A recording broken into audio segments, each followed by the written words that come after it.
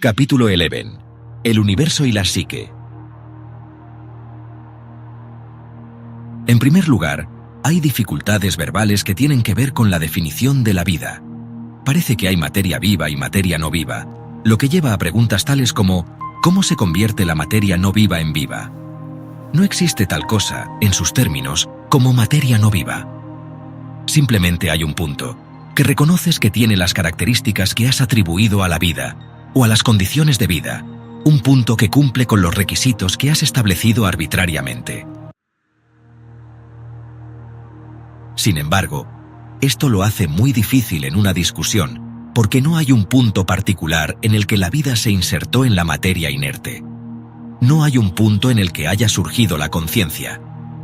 La consciencia está dentro de la partícula más diminuta, cualesquiera que parezcan ser sus condiciones de vida, o como quiera que parezca carecer de esas condiciones que llamáis vida. Si tenemos que hablar en términos de continuidad, lo cual lamento, entonces en esos términos se podría decir que la vida en el universo físico, en su planeta, comenzó espontáneamente en un número determinado de especies al mismo tiempo.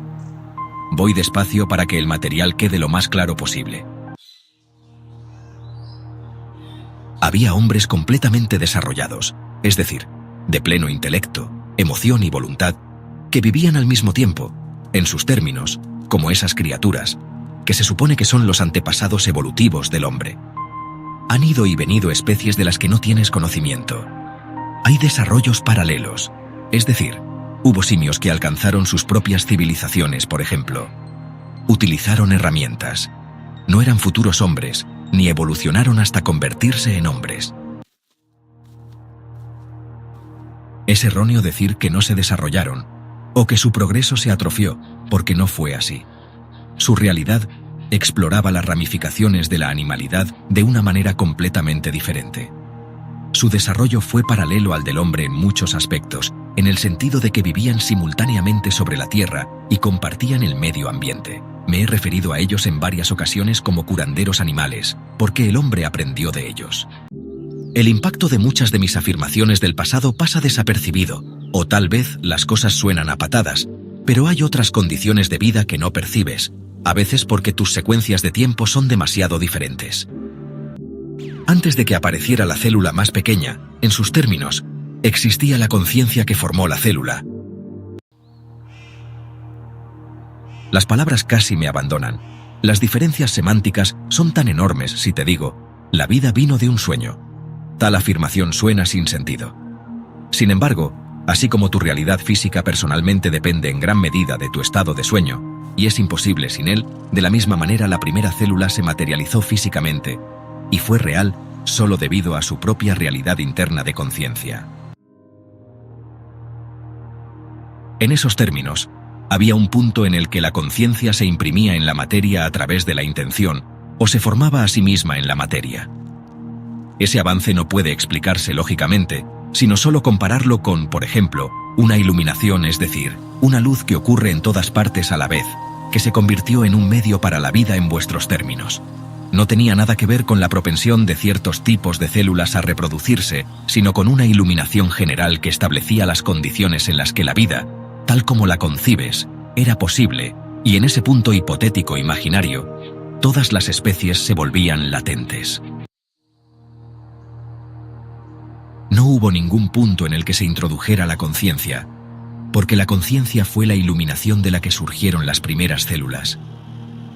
Esa iluminación estaba entonces en todas partes, en cada punto, consciente de sí misma y de las condiciones formadas por su presencia. En esos términos, el medio ambiente forma la especie, y la especie forma el medio ambiente. Como se ha insinuado, ha habido toda clase de especies de animal-hombre y hombre-animal, de las que vuestras ciencias no son conscientes, y se han encontrado huesos que se cree que forman, por ejemplo, un hombre y un animal que proceden de la misma criatura. La naturaleza compleja de otras conciencias animales se te escapa por completo. Y cuando comparas tus tecnologías, aprendizaje, pensamiento lógico, culturas y artes con lo que entiendes de la experiencia animal, parece que no hay duda de que eres superior, y la flor de la evolución, que todos los demás tipos de vida están superados por tu existencia. Estás cerrado a la intrincada, voluptuosa, sensorial experiencia social de los animales o incluso de las plantas, sin poder percibir ese tipo diferente de emoción y pertenencia biológica, esa rica y sensorial identificación con la tierra, y aislado de una cultura biológicamente orientada que es en todas partes parte integral de la vida vegetal y animal. Tú también eres parte de eso, pero la mente consciente con sus propias especificaciones no puede manipular con ese tipo de conocimiento. También ha habido hombres en sus términos, más desarrollados que ustedes, en sus términos, porque sus ideas sobre el desarrollo son muy erróneas. Pero te superaron en tecnología, si ese es tu criterio. Dudo en muchos casos en decir lo que quisiera, porque es muy fácil malinterpretar los significados. Pero cuando te preguntas cuál es el propósito de la conciencia, das por sentado que debe haber un propósito, donde la mayor verdad y creatividad debe ser que la conciencia misma no puede ser consciente de todos sus propios propósitos, sino que siempre descubre su propia naturaleza a través de sus propias manifestaciones. Para aquellos que quieren respuestas fáciles, esta no es la respuesta, lo admito. Existe, lo sé, en términos heroicos, un amor, un conocimiento, una compasión, una creatividad que puede ser asignada a todo lo que es, que está dentro de cada criatura. Sé que cada partícula más pequeña de conciencia nunca puede descomponerse, y que cada una contiene una capacidad infinita para la creatividad y el desarrollo, y que cada una es innatamente bendecida. Hay un diseño y un diseñador, pero están tan combinados, uno por dentro y otro por fuera, que es imposible separarlos. El creador también está dentro de sus creaciones, y las creaciones mismas están dotadas de creatividad. Cuando preguntas sobre el comienzo de un universo, estás hablando de un universo visible. Hay conciencia dentro de cada punto hipotético concebible dentro del universo. Existe, por tanto, un universo invisible del que brota el universo visible u objetivo. No quiero exagerar el hecho de que este material en particular es muy difícil de explicar, pero no puedo dejar de insistir en esta cuestión. Por lo tanto, su universo no surgió en ningún punto, ni con ninguna célula inicial, sino que en todas partes comenzó a existir de inmediato, a medida que las pulsaciones internas del universo invisible alcanzaban ciertas intensidades que impregnaban todo el sistema físico simultáneamente. En este caso, en primer lugar apareció la luz. Al mismo tiempo, las unidades de energía electromagnética, se manifestaron, incidiendo desde el universo invisible hasta la definición. Una vez más, debido a la fuerza psicológica de las nociones preconcebidas, tengo que abrirme camino alrededor de muchas de ellas, de sus conceptos. Sin embargo, en gran parte de mi material he dado a entender definitivamente lo que estoy diciendo ahora, pero las implicaciones deben haber pasado por alto. He dicho, por ejemplo, que el universo se expande como lo hace una idea, y así el universo visible surgió de la misma manera. Todo el asunto es bastante complicado ya que, una vez más, como he insinuado, el mundo brota de nuevo en una nueva creatividad a cada momento. No importa cuál sea tu versión de la creatividad o la creación del mundo, estás atrapado con preguntas de dónde vino esa energía, porque parece que una energía inimaginable se liberó más o menos al mismo tiempo, y que esta energía debe agotarse. La misma energía, sin embargo, sigue dando a luz de nuevo al universo. En esos términos, todavía se está creando. Las unidades que imprimen un campo físico probable, contienen dentro de ellas el conocimiento latente de todas las diversas especies que pueden surgir en esas condiciones. Las agrupaciones comienzan en el universo invisible. Se puede decir que se necesitaron incontables siglos para que las unidades inicialmente se combinaran, formaran clasificaciones de materia y varias especies. O se puede decir que este proceso ocurrió de una vez. Es de acuerdo a su posición relativa, pero el universo físico estaba sembrado en todas partes, impregnado, simultáneamente. Por otro lado, esto todavía sucede, y no hay un punto de entrada real. Distingues entre la consciencia y tu propia versión, que consideras consciencia del yo. Cuando hablo de que los átomos y las moléculas tienen conciencia, Quiero decir que poseen una conciencia de sí mismos como identidades. No quiero decir que amen u odien, en sus términos, sino que son conscientes de su propia separación y de las formas en que esa separación coopera para formar otras organizaciones. De hecho, son conscientes de forma innata de todas las probables empresas cooperativas e imbuidos del impulso por la realización del valor. Todas las especies conocidas estaban inherentemente presentes con la impregnación general del universo visible, entonces.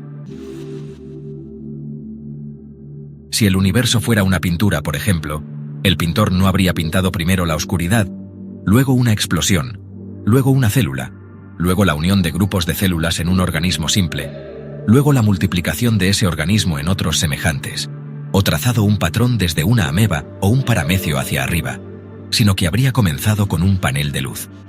Una pintura subyacente, en la que se incluían todos los organismos del mundo, aunque no en detalle. Luego, en una creatividad que provenía de la pintura misma, los colores se enriquecían. Las especies alcanzaban sus delineaciones, los vientos soplaban y los mares se movían con las mareas. El movimiento y la energía del universo todavía provienen de adentro. Ciertamente me doy cuenta de que esto no es una afirmación científica. Sin embargo, en el momento en que todo lo es concibió un universo físico, fue creado invisiblemente, dotado de creatividad y destinado a emerger. Y, debido a que cada porción hipotética y concebible del universo es consciente, el planificador está dentro del plan mismo, en el más grande de los términos, tal vez básicamente, inconcebible para ti. Por supuesto, no hay un afuera en el que se materialice el universo invisible, ya que todo existe en un reino mental, psíquico o espiritual, completamente imposible de describir. A ti tu universo te parece, ahora, objetivo y real, y te parece que al menos en un tiempo no fue así, así que preguntas sobre su creación y la evolución de las especies. Mi respuesta ha sido formulada en los términos en que generalmente se formula la pregunta. Mientras creas y experimentes el paso del tiempo, entonces tales preguntas se te ocurrirán naturalmente, y de esa manera. Dentro de ese marco, tienen sentido. Cuando comienzas a cuestionar la naturaleza del tiempo mismo, entonces el cuándo del universo no viene al caso. Casi todo el mundo estará de acuerdo, espero, en que el universo es el espléndido ejemplo de creatividad. Pocos estarían de acuerdo, sin embargo, en que se puede aprender más sobre la naturaleza del universo examinando nuestra propia creatividad que examinando el mundo a través de instrumentos. Y aquí hay una exquisita ironía. Ya que creas los instrumentos de la creatividad, incluso mientras al mismo tiempo a menudo sueltas teorías que niegan al hombre todas las reacciones, excepto las más mecánicas. En otros términos, el mundo llega a conocerse a sí mismo, a descubrirse a sí mismo, porque el planificador dejó lugar a la sorpresa divina, y el plan no estaba predestinado en ninguna parte. Tampoco hay en ella nada que corresponda a vuestras teorías de la supervivencia del más apto. Estas son distorsiones creativas de su parte, directamente relacionadas con especializaciones de conciencia que los separan de la mayor concurrencia existente en otros niveles entre la especie y la Tierra. Una vez más, la conciencia penetra en todas partes del universo y es consciente de todas las condiciones. El equilibrio de la naturaleza en vuestro planeta no es un hecho casual, sino el resultado de cálculos constantes e instantáneos por parte de cada conciencia diminuta, ya sea que forme parte de una roca, una persona, un animal o una planta. Cada uno de ellos mantiene unido el espacio de manera invisible, cualquiera que sea su posición. Se trata de una empresa cooperativa. Tu propia conciencia tiene sus cualidades particulares únicas, en el sentido de que, al igual que otras especies comparativamente longevas, asocias tu identidad con tu forma de manera mucho más rígida. Otros tipos de conciencia saltan dentro y fuera de las formas con mayor margen de maniobra. Hay una comprensión biológica que existe, por ejemplo, cuando un animal mata a otro para alimentarse. La conciencia de la presa abandona su cuerpo bajo el impulso de un tipo de estímulo desconocido para ti. Quiero ser muy cuidadoso aquí, porque estoy hablando de la interacción natural entre los animales. Esto no pretende en ninguna parte justificar la cruel matanza de animales por parte del hombre en muchas circunstancias. Lo histórico. El árido mundo cultural, tal como lo conocen, parece ser el único mundo objetivo, por supuesto, con su historia ya escrita, su presente y, con suerte, su futuro probable. Parece también que el futuro debe construirse sobre esa especie conocida o sobre el pasado del mundo. A menudo, puede sonar simplemente como una figura retórica cuando hablo de probabilidades. En muchos sentidos, puede parecer casi escandaloso considerar la posibilidad de que haya más de una Tierra o que la haya. Muchas tierras, cada una lo suficientemente similar como para ser reconocible, pero cada una diferente en los aspectos más vitales. Esta casa en particular existe. Sin embargo, puedes abrir la puerta en un día cualquiera a un mundo probable desde tu punto de vista inmediato y nunca conocer la diferencia. Esto sucede todo el tiempo, y me refiero al tiempo. Te mueves a través de probabilidades sin saberlo. Las transiciones son literalmente invisibles para ti, aunque pueden aparecer como trazas en tus sueños. Así como un diamante tiene muchas facetas, también lo tiene tu realidad en ese sentido. Para Joseph, de tu nacimiento ha ocurrido una probabilidad que podrías haber seguido, en la que tus guerras no sucedieron. Hay otra probabilidad en la que la Segunda Guerra Mundial terminó en destrucción nuclear, y tú tampoco entraste en esa. Ustedes eligieron esta realidad probable para hacer ciertas preguntas acerca de la naturaleza del hombre, viéndolo donde vacilaba por igual entre la creatividad y la destrucción, el conocimiento y la ignorancia. Pero un punto que contenía potenciales para los tipos más auspiciosos de desarrollo, a sus ojos. En cierto modo, el hombre es transespecie en este punto de probabilidad. Es un momento y una probabilidad en el que se necesita toda la ayuda, y sus talentos, habilidades y prejuicios los hicieron a ambos excepcionalmente aptos para tal drama. Al mismo tiempo, no te detengas demasiado en esa situación mundial, porque una concentración en tu propia naturaleza y en la naturaleza física de tu mundo, las estaciones, etc., te permite refrescar tu propia energía y te libera para aprovechar esa visión clara que es necesaria. Cada uno de ustedes también se involucró en esta probabilidad precisamente para usarla como un estímulo creativo que los haría buscar un cierto tipo de comprensión. Siempre hay un toma y daca creativo entre el individuo y su mundo. Hasta cierto punto, cada uno de los implicados en esta probabilidad la eligió por sus propias razones. Dicho esto, sin embargo, también digo que muchos dejan esta probabilidad para otro cuando han aprendido y contribuido. Su próxima pregunta es fácil de anticipar, por supuesto, porque querrá saber el origen de ese universo interior del que he dicho que siempre emerge el exterior. Y aquí debemos separarnos de la objetividad atesorada y entrar en cambio en un dominio mental, en el que se ve que las contradicciones no son errores. Un dominio interno lo suficientemente grande como para contener contradicciones en un nivel, porque en otro nivel se ve que no son contradicciones en absoluto. En la ciencia tal como está, es necesario que no surjan contradicciones consigo mismas. Si una hipótesis es probada verdadera, entonces no se puede probar que sea falsa, o por supuesto, nunca fue verdadera para empezar. En esos términos, por lo tanto, el universo tenía un creador, o no tenía ninguno. O llegó a existir como se afirma en la teoría del Big Bang, y o bien se está expandiendo constantemente, o no lo está. La evolución existe o no existe. Como regla general, tales teorías se demuestran verdaderas por el simple proceso de excluir cualquier otra cosa que parezca contradictoria. Y por lo tanto, generalmente nuestras teorías científicas tienen el peso de una fuerte validez dentro de sus propios marcos. En esos marcos, usted ha hecho ciertas clasificaciones que ahora parecen bastante obvias. El sentido común los sostiene, y parece imposible considerar la realidad de otra manera.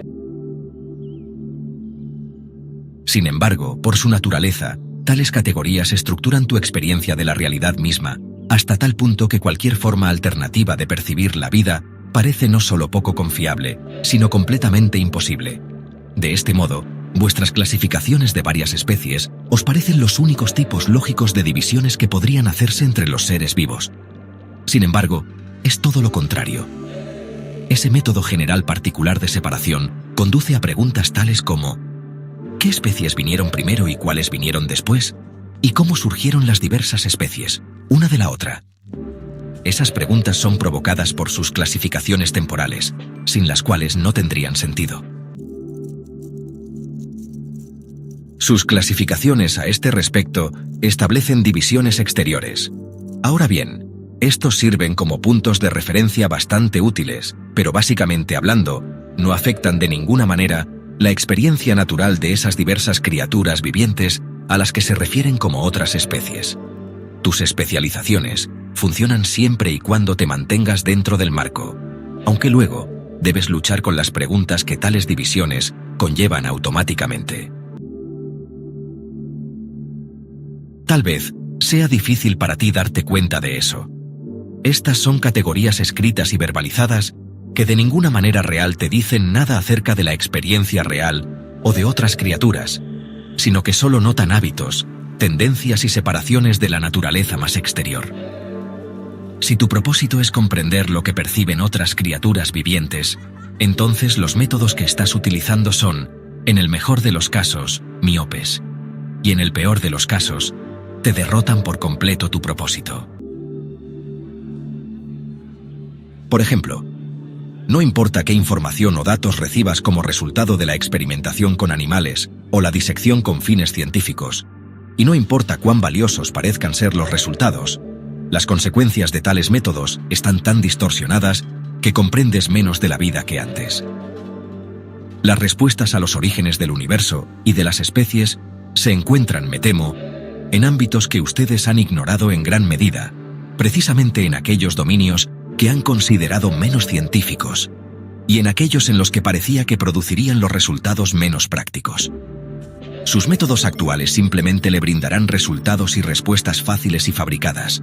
No satisfarán ni al intelecto ni al alma, puesto que vuestro universo brota de uno interior, y puesto que ese universo interior impregna cada rincón y grieta de vuestra propia existencia, debéis mirar donde no lo habéis hecho antes, en la realidad de vuestras propias mentes y emociones. Debes mirar al universo natural que conoces. Debes mirar con tus intuiciones e instintos creativos a las criaturas que te rodean, viéndolas, no como otras especies con ciertos hábitos, no como propiedades inferiores de la Tierra, para ser diseccionadas, sino como ejemplos vivos de la naturaleza del universo, en constante ser y transformación. Debes estudiar la calidad de vida, atreverte a seguir los patrones de tus propios pensamientos y emociones, y a montar esa movilidad, porque en esa movilidad hay indicios del origen del universo y de la psique. La visión del poeta sobre el universo y la naturaleza es, pues, más científica que la de los científicos, porque se comprende más de la naturaleza. El niño, que ríe de alegría y de asombro a la vista de la primera violeta, comprende mucho más en los términos más profundos que un botánico que ha olvidado hace mucho tiempo la experiencia de percibir una violeta, aunque tenga a su alcance mental los nombres y clasificaciones de todas las flores del mundo. La información no es necesariamente conocimiento o comprensión. Los pensamientos saltan a tu mente a medida que el universo objetivo nada hacia la realidad, es decir, de la misma manera. La diagramación de oraciones te dice poco sobre el lenguaje hablado, y nada sobre esas milagrosas actuaciones físicas y mentales que te permiten hablar, por lo que la diagramación de las especies del mundo está, de la misma manera, completamente divorciada de cualquier comprensión verdadera. El sentimiento subjetivo de tu ser, tu experiencia íntima de momento en momento, poseen la misma cualidad misteriosa que te parece que posee el universo. Ustedes son mortales, y en todas partes se encuentran evidencia de esa mortalidad, y sin embargo, dentro de su marco, sus sentimientos y pensamientos tienen una realidad para ustedes personalmente que trasciende todas esas clasificaciones. Sabes que físicamente vas a morir, sin embargo, cada persona, en un momento u otro, está secretamente segura de que no encontrará tal destino, y que la vida es de alguna manera eterna. A través de tales sentimientos, la psique rompe todos los conceptos erróneos, insinuando la naturaleza del yo y del universo a la vez. En un nivel más amplio de realidad, entonces, no hay principio ni fin para el universo, y en ese nivel no hay contradicciones. Tampoco hay principio ni fin para la psique. Ustedes pueden decir, concedido pero persistir diciendo, en nuestros términos, Sin embargo, ¿cuándo comenzó el mundo? ¿Y de qué manera? Sin embargo, el intento mismo de situar tal origen en el tiempo hace que casi cualquier respuesta sea distorsionada. La verdad es que las respuestas se encuentran en tu propia experiencia. Están implícitos en su propio comportamiento espontáneo, es decir, en la maravillosa actividad de sus cuerpos y mentes. Caminas bastante bien sin tener a tu alcance ningún conocimiento consciente de la actividad del mecanismo interno. Es posible que te lo hayan dicho, o que hayas leído sobre la anatomía del cuerpo y la interacción de sus partes. Sin embargo, ya sea que tengas o no esa información, caminas igual de bien. Por lo tanto, estos datos no ayudan en nada a su rendimiento al caminar. De hecho, un atleta puede tener un gran entusiasmo por el movimiento y una impaciencia con la lectura, sin importarle lo que dentro del cuerpo lo hace moverse, siempre y cuando su rendimiento sea excelente, mientras que un inválido con un gran conocimiento de los libros sobre todas las partes del cuerpo es completamente incapaz de desempeñarse físicamente de una manera normal. Tu cuerpo sabe cómo caminar, el conocimiento se incorpora y se actúa en consecuencia. El cuerpo sabe cómo curarse a sí mismo, cómo usar su alimento, cómo reemplazar sus tejidos. Sin embargo, en sus términos, el cuerpo mismo no tiene acceso al tipo de información que posee la mente. Siendo tan ignorante, ¿cómo se desempeña tan bien? Si tuviera una inclinación científica, el cuerpo sabría que tal actuación espontánea es imposible, porque la ciencia no puede explicar la realidad de la vida misma en su forma actual, y mucho menos sus orígenes. La conciencia dentro del cuerpo sabe que su existencia está dentro del contexto del cuerpo, y desde él al mismo tiempo. En la vida ordinaria durante el día, la conciencia a menudo toma un receso, por así decirlo, sueña despierta, o se experimenta a sí misma como algo aparte de la realidad del cuerpo. Por la noche, en el sueño, la conciencia del yo toma recovecos más largos y libres de la realidad física, y lo hace tan espontáneamente como el cuerpo mismo camina. Estas experiencias no son hipotéticas, le pasan a cada persona. En tales ocasiones, cada persona es hasta cierto punto consciente de un tipo de comprensión que no depende de la acumulación de datos, sino de un tipo más profundo de experiencia y encuentro directo con la realidad de la que emerge el mundo. Este es el tipo de conocimiento sin palabras que posee el cuerpo, que produce tu movimiento físico y da como resultado la espectacular precisión de la respuesta corporal. Es, pues, muy práctico. En tus términos, la misma fuerza que formó el mundo forma tu realidad subjetiva y es una fuente del universo natural. Explorar esas realidades amorosamente te pondrá en contacto directo con las dimensiones internas de tu ser, proporcionando comprensiones intuitivas que son de la mayor importancia.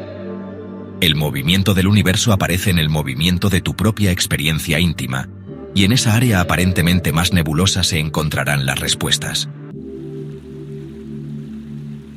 Una disertación sobre la naturaleza del hombre, para su edificación.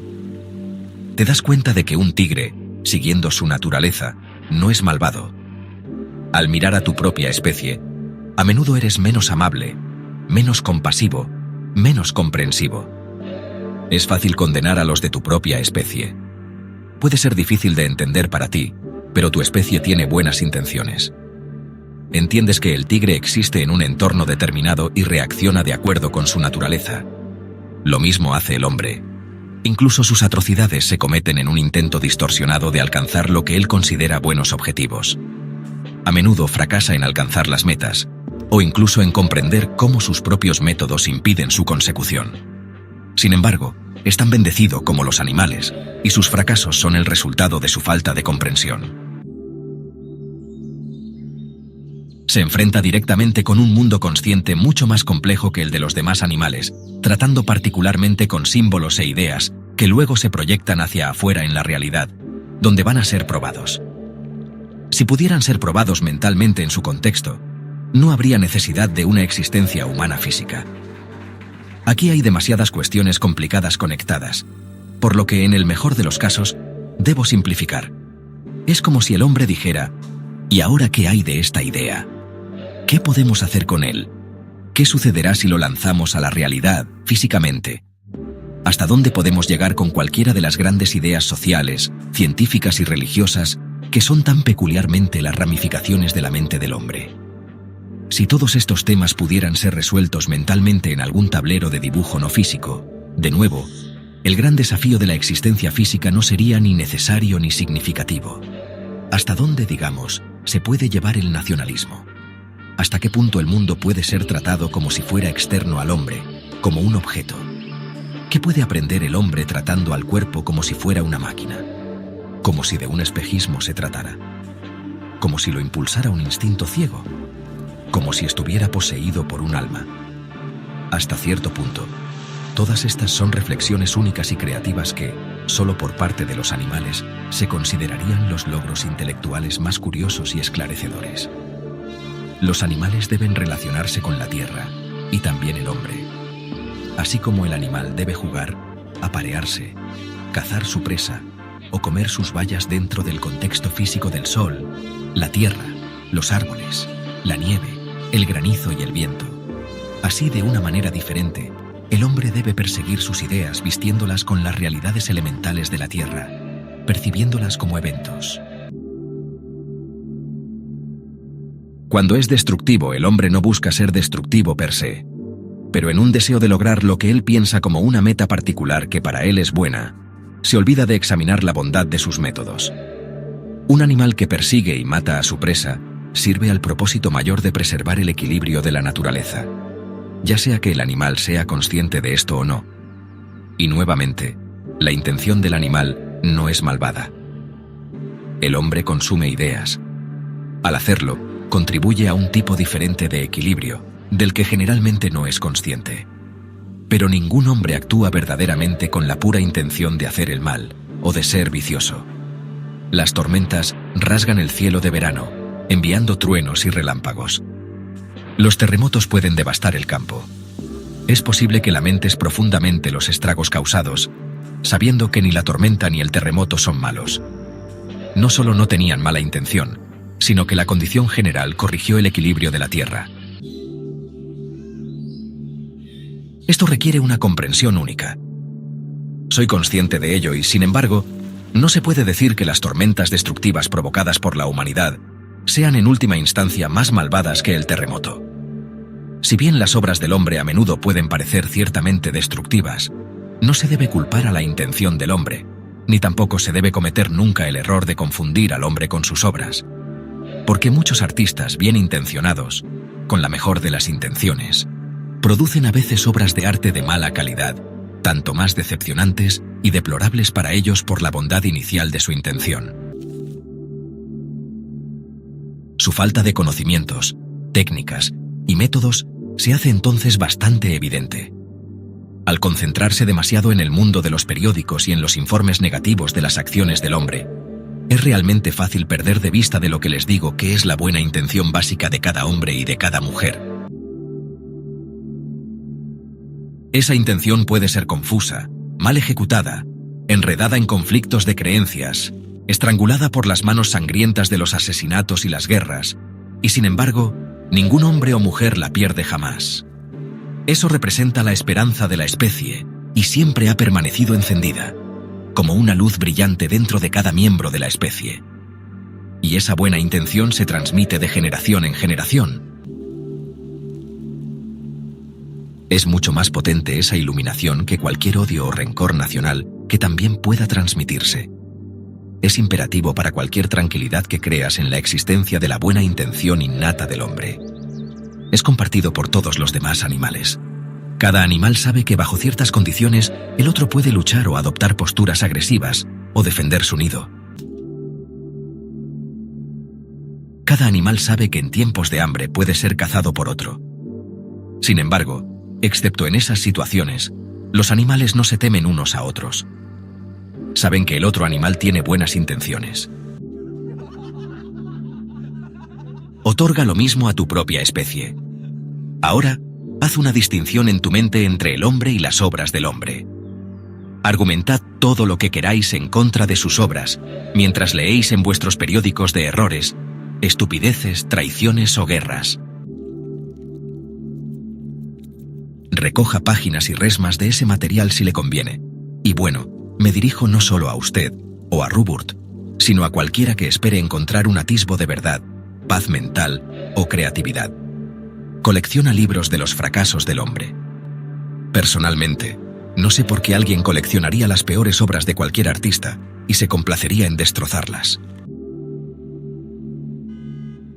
El hombre ha producido algunas obras excelentes, el alto nivel de comunicación verbal, la multitud de variedades de interacciones emocionales y de intercambio cultural, la facilidad con la exteriorización de ideas y conceptos, los alcances de la imaginación, todos estos, y muchos otros, son únicos en el universo. Identificar al hombre con sus obras más pobres es buscar deliberadamente los errores de un artista plástico y luego condenarlo. Hacer esto es condenarse a sí mismos personalmente. Si un científico dice que la conciencia es el resultado del azar, o las teorías de Darwin dicen que básicamente es un hijo triunfante de asesinos, mucha gente se opone. Sin embargo, si dices que los hombres son idiotas, o que no valen el suelo que pisan, estás diciendo lo mismo, porque debéis preocuparos por esta realidad tal como la conocéis. En esos términos, condenar al hombre es condenar la especie tal como la conocéis, y los términos prácticos de vuestro mundo. Decir que la gente puede escapar a otra probabilidad es pragmáticamente una evasión. Esto es aparte de la realidad de las probabilidades porque estoy hablando desde su punto de vista emocional. Ahora, físicamente tu cuerpo tiene una postura en el espacio y el tiempo. Hablaré de la experiencia primaria y secundaria. Llamemos experiencia primaria a lo que existe inmediatamente en términos sensoriales en tu momento de tiempo, el contacto del cuerpo con el entorno. Estoy creando ciertas divisiones aquí para hacer nuestra discusión, o bueno, monólogo, más fácil. Por lo tanto, llamaré experiencia secundaria a la información que te llega a través de, digamos, la lectura, la televisión, la discusión con otros, las cartas, etc. El tipo secundario de experiencia es en gran medida simbólico. Leer sobre una guerra en medio de una tarde tranquila y soleada no es lo mismo que estar en la guerra, por muy vívida que sea la descripción. No es lo mismo leer sobre la escasez de energía que sentarse en una casa fría. Leer sobre la posible aniquilación de la humanidad a través de la destrucción nuclear u otras estupideces, mientras estás sentado con suficiente calma en tu sala de estar, obviamente está muy divorciado de la realidad descrita en un artículo. En los niveles que nos interesan, el cuerpo debe reaccionar principalmente a la existencia presente, inmediata y primaria en el espacio y el tiempo. En otros niveles, está equipado para manejar muchos tipos de datos, en los que ya he mencionado antes la precognición de las células. Pero el cuerpo depende de la mente consciente para que le dé una evaluación clara de las condiciones precisas del espacio y el tiempo que ocupa. Depende de ese conocimiento. Si estás a salvo en una habitación cómoda, sin peligro presente, tus sentidos deberían transmitir esa información con precisión. Tu mente consciente debe asimilarlo. Debería ser un logro bastante fácil mirar a tu alrededor y ver que no estás en peligro. Tu mente consciente está destinada a darle a tu cuerpo una evaluación de lo que llamaré condiciones culturales, porque hay sofisticaciones y especificaciones que, en tus términos, solo la conciencia puede evaluar. Sí, en condiciones naturalmente seguras en los términos de la experiencia primaria, te sientes abrumado por señales inseguras de la experiencia secundaria, es decir, de tu lectura o de lo que sea, muestras una falta de discriminación. No eres capaz de diferenciar entre la situación presente físicamente segura y la imaginada, que tal vez sea insegura, que hace sonar las alarmas del peligro. Los mecanismos corporales se desorientan mucho. Las señales al cuerpo son muy contradictorias, de modo que después de un tiempo, si tales condiciones continúan, ya no puedes decir si estás en peligro real o en peligro imaginario. Tu mente entonces obliga a tu cuerpo a estar en un estado de alerta constante, pero lo más desafortunadamente es que te entrenas para ignorar tu retroalimentación directa y sensorial en el momento presente. Tu cuerpo podría entonces decir que estás a salvo, y tus sentidos te muestran que no hay peligro presente. Sin embargo, Has comenzado a confiar tanto en la experiencia secundaria que no confías en las reacciones de tu criatura. Sin embargo, debido al gran don de la imaginación del hombre, las señales de alarma no solo invaden un momento presente seguro, sino que se propagan hacia el siguiente y se proyectan sin cesar hacia el futuro. Cualquiera que sea la extensión, y de cualquier manera, cada individuo es despojado de su creencia en la capacidad personal para actuar de manera significativa o con propósito en el presente. El cuerpo no puede actuar mañana, hoy. Sus datos sensoriales deben ser claros. Este sentimiento resultante de impotencia para actuar conduce a un estado de desesperanza de diversos grados. Y ese estado de ánimo no se ata a detalles específicos, sino que impregna la vida emocional si se le permite. En cualquier grado, el material crítico y condenatorio con demasiada frecuencia se convierte en autoprofecía, porque aquellos que le dan mérito, en voz alta, permiten que nuble sus reacciones. En tus términos, mientras vives, y en los términos más pertinentes de la sensación íntima, tu realidad debe ser lo que percibes en el marco de tu tiempo, y lo que creas dentro de ese marco a medida que se experimenta.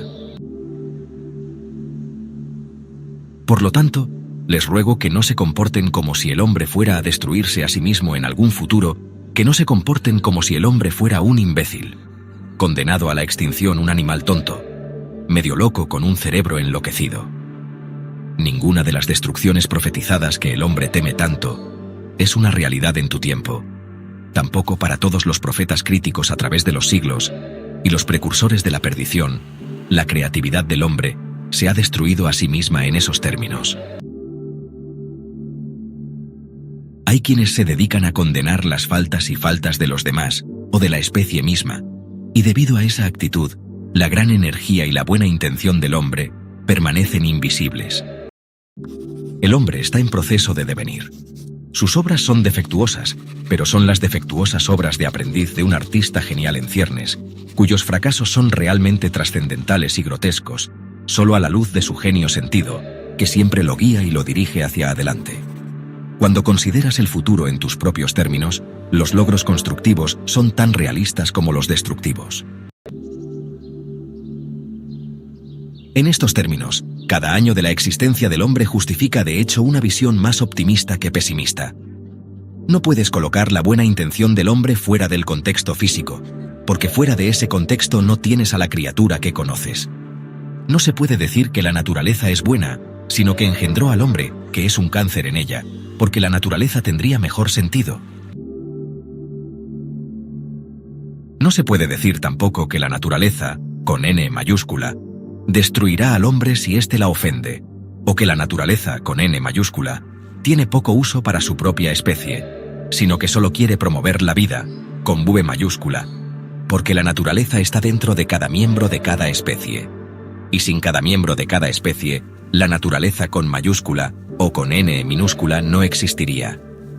Debido a que sois criaturas naturales, dentro de vosotros hay un estado natural de ser. Ese estado puede ser una reserva siempre presente de paz, vitalidad y comprensión. Independientemente de lo que piensen sus científicos, su cuerpo, su conciencia y su universo, fluyen constantemente en actualización. Por lo tanto, a través del cultivo de la experiencia clara de tu propia conciencia y de estar con el tiempo y con el momento tal como lo sientes, puedes recurrir a la mayor vitalidad y poder que está disponible. Para ello, confía en tus datos sensoriales inmediatos y no una experiencia secundaria como se describe. Esos datos sensoriales primarios, aunque señalados en el presente, proporcionándote la postura necesaria en el tiempo, todavía pueden abrirte la atemporalidad de la que emerge todo el tiempo. Pueden traerte insinuaciones intuitivas, insinuando la verdadera naturaleza del siempre presente devenir del universo. Ese tipo de experiencia te permitirá vislumbrar los patrones más amplios de la creatividad del hombre y tu parte en ella. Se os ha enseñado a concentraros en las críticas y faltas de vuestra sociedad, y en vuestros tiempos parece que todo va a funcionar. Que si se deja solo, el mundo se derrumbará, el universo morirá, el hombre se destruirá a sí mismo. Y estas creencias se infiltran de tal manera en tu comportamiento que organizan gran parte de tu experiencia y te roban los beneficios que la naturaleza misma proporciona en todas partes, en la experiencia primaria directa. A menudo, entonces, ignoras la realidad de tus sentidos en el mundo, la lujosa vitalidad y comodidad del momento diario, exagerando la importancia de la experiencia secundaria tal como se define para esta discusión. La proyección o profecía más negativa parece ser la más práctica. Cuando lees sobre los males del mundo, dices con toda honestidad y sin humor, ¿cómo puedo ignorar la realidad destructiva del presente? Sin embargo, en los términos más prácticos, inmediatos y mundanos, tú y tu mundo estáis en ese momento natural y físicamente seguros, como tus sentidos corporales perciben inmediatamente. En los términos corporales más básicos, no estás reaccionando a las condiciones presentes. Esto sería muy claro si estuvieras experimentando físicamente las condiciones sobre las que podrías estar leyendo. Si el mundo se te viniera encima de los hombros, comprenderías con demasiada claridad que antes estaba reaccionando a una situación imaginada y no a una real.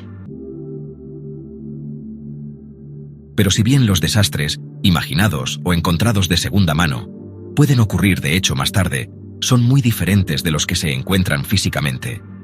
Solo añades a su naturaleza desafortunada al reflexionar negativamente sobre lo que podría suceder en el futuro, y destruyes tu propia postura. Su posición en el tiempo es muy importante, ya que es su base práctica de operaciones. Debes confiar en los datos de tus sentidos en ese sentido. De lo contrario, confundes tu postura psicológica y corporal, porque el cuerpo no puede estar en una situación de seguridad y peligro al mismo tiempo. Desperdicia sus recursos luchando batallas imaginarias. Para algunas personas, las guerras, la pobreza, el asesinato, la traición, la corrupción, son experiencias primarias y deben ser tratadas como si requirieran acción inmediata. El cuerpo debe reaccionar. Esas personas son golpeadas o robadas. Esos son datos de detección inmediata, y de una forma u otra sí reaccionan. Por débil que sea, su punto de poder corresponde inmediatamente con el punto de peligro. No se puede reaccionar físicamente de la misma manera ante los peligros proyectados o imaginados. Parece que no hay reacción posible. Estás frustrado. Estás destinado a lidiar con tu experiencia inmediata y primaria, y al hacerlo, te haces cargo de tu responsabilidad. Eres capaz de actuar en tu propia experiencia y por lo tanto afectar a los demás. No hay que ignorar las guerras en otros rincones del mundo, ni cerrar los ojos, pero si permites que esas experiencias nublen tu intersección presente y válida con la realidad, entonces hablas y actúas desde una posición que no es la tuya, y niegas al mundo cualquier beneficio que tu propia versión presente de la realidad pueda permitirte dar. La validez natural de tus sentidos debe permanecer clara, y solo entonces podrás aprovechar al máximo esas intuiciones y visiones que deben venir a través de tu propia intersección privada con el espacio y el tiempo. En esos términos, la integridad siempre real de la naturaleza te rodea en todas partes. Representa tu experiencia directa. Ofrece comodidad, creatividad e inspiración, que solo impides si permites que la experiencia secundaria reemplace tu encuentro diario momento a momento con la tierra física. Tú formas tu propia realidad. Esa realidad contribuye a la experiencia de los demás, pero cada uno de ustedes posee una postura única y original en el espacio y el tiempo que es solo suya en términos bastante prácticos, independientemente de la existencia relativa del tiempo. Solo cuando operas desde tu propia postura puedes ayudar a los demás lo mejor que puedas. Anticipar el peligro o asumir imaginativamente los problemas de los demás te roba la misma energía con la que podrías ayudarlos. No estoy diciendo, por lo tanto, que apartéis vuestros ojos de las desafortunadas condiciones del mundo. Se necesita ayuda práctica en todas las áreas de la vida humana. Sin embargo, es mucho mejor, y más práctico en última instancia, concentrarse en los elementos beneficiosos de la civilización. Mucho mejor organizar sus pensamientos en áreas de logro que hacer listas mentales de las deficiencias y carencias del hombre. Tal práctica conduce a sentimientos de impotencia y desesperanza, en los que una acción efectiva parece imposible. La vida posee una exuberancia. Si esto se aprecia, se nutre, estimulada, entonces se genera energía adicional que no es necesaria para los propósitos de la vida privada diaria, una superabundancia, que puede ser dirigida eficazmente en aquellas áreas del mundo donde la ayuda es más necesaria. La fuerza, la vitalidad y la eficacia del pensamiento rara vez se consideran. El pensamiento, puede decirse, no detendrá una guerra.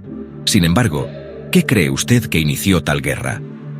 A lo largo de la historia, los oprimidos a menudo han ascendido al poder, usando la fuerza, rebelándose contra sus opresores. Y sin embargo, aprendiendo poco de esa experiencia, se convierten en la élite, los nuevos detentadores del poder. Sus condiciones físicas pueden cambiar por completo. Ahora suyos, los cargos del gobierno, la riqueza. Atrás quedaron las condiciones que, al parecer, causaron el levantamiento. Sin embargo, en represalia atacan, reclutando a una nueva clase de oprimidos que a su vez deben levantarse y tomar represalias. A pesar de todas las apariencias, las condiciones de naturaleza exterior no causan guerras, ni pobreza, ni enfermedades, ni ninguna de las circunstancias desafortunadas que se manifiestan en el mundo. Tus creencias forman tu realidad. Tus pensamientos generan experiencia práctica. Cuando esto cambie, las condiciones cambiarán. Añadir tu propia energía, enfoque y concentración a circunstancias extremas en otras partes del mundo no ayuda, sino que se suma a tales situaciones. Cerrar los ojos a ellos de una manera ignorante, lavarse las manos de ellos, por así decirlo, es igualmente miope. Pretender que tales situaciones que no existen por miedo a ellas solo acercará la temida realidad. Es mucho mejor situarse firmemente en su propia realidad, reconocerla como propia, alentar su fuerza y creatividad, y desde ese punto de vista ver aquellas áreas del mundo o de su propia sociedad que necesitan ayuda constructiva. Con propósito, en tu propia vida, en tus diálogos diarios con los demás, en tus relaciones a través de tus grupos o clubes, refuerza lo mejor que puedas la fuerza y las habilidades de los demás. Ese refuerzo aumentará el poder personal de todos los demás individuos con los que esas personas entren en contacto. Encuentra las creencias responsables de las condiciones desafortunadas. Si las ideas de este libro se entendieran a fondo, entonces cada individuo sería capaz de evaluar su propia realidad de manera realista. No habría necesidad de armar a una nación por adelantado contra el ataque anticipado pero imaginario de otra nación. Los rencores personales no se acumularían, de modo que los hombres o las mujeres temen tanto las heridas que tratan de esconderse de la vida o de las relaciones, o rehúyen el contacto con los demás. No es virtuoso contar tus fracasos. La justicia autoconsciente puede ser un camino muy angosto. Si cada uno de ustedes comprendiera y percibiera la elegante integridad de su propia individualidad, tal como trata de percibir la belleza de todas las demás criaturas naturales, entonces permitiría que su propia creatividad reinara más. Hay orden en todos los elementos de la naturaleza, y tú eres parte de él. El gran alcance de las estaciones representa los confines de tu alma. No alcanzarás la espiritualidad apartando tus ojos de la naturaleza o tratando de desenredarte de ella.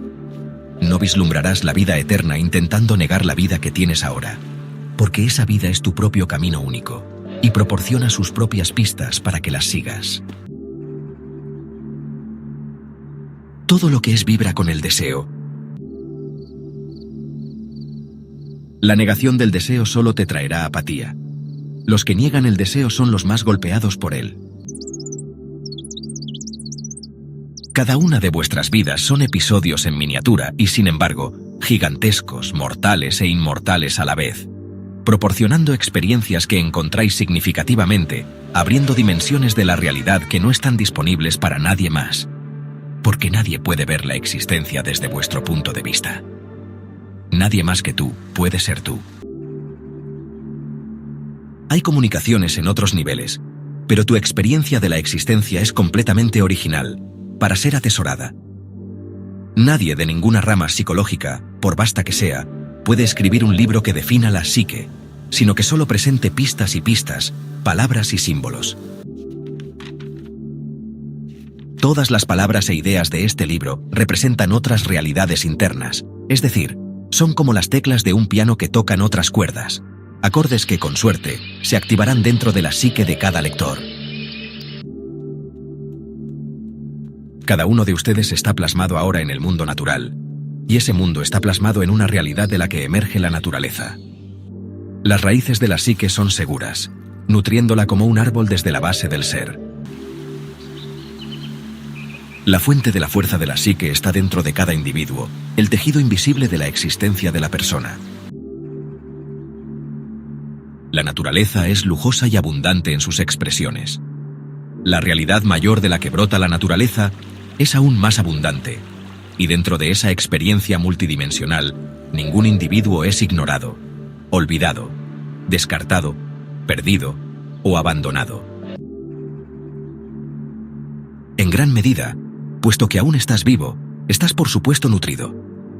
No puedes cerrar la vitalidad de tu propio ser tan fácilmente, y la vitalidad desperdiciada en episodios más profundos de depresión es a menudo mayor que la energía utilizada en las búsquedas creativas. Tú eres una porción de todo lo que es, por lo tanto, el universo se inclina en tu dirección, suena con vitalidad. Entonces abandona las creencias que te dicen lo contrario. Buscad dentro de vosotros, cada uno de vosotros, esos sentimientos de exuberancia que tengáis, aunque solo sean ocasionales, y animad aquellos acontecimientos o pensamientos que los provoquen. No puedes encontrar tu psique pensando en ella como una cosa separada, como una joya fina en un armario eterno. Solo puedes experimentar su fuerza y vitalidad explorando la realidad subjetiva que es la tuya, porque te conducirá infaliblemente a esa mayor fuente de ser que trasciende tanto el espacio como el tiempo.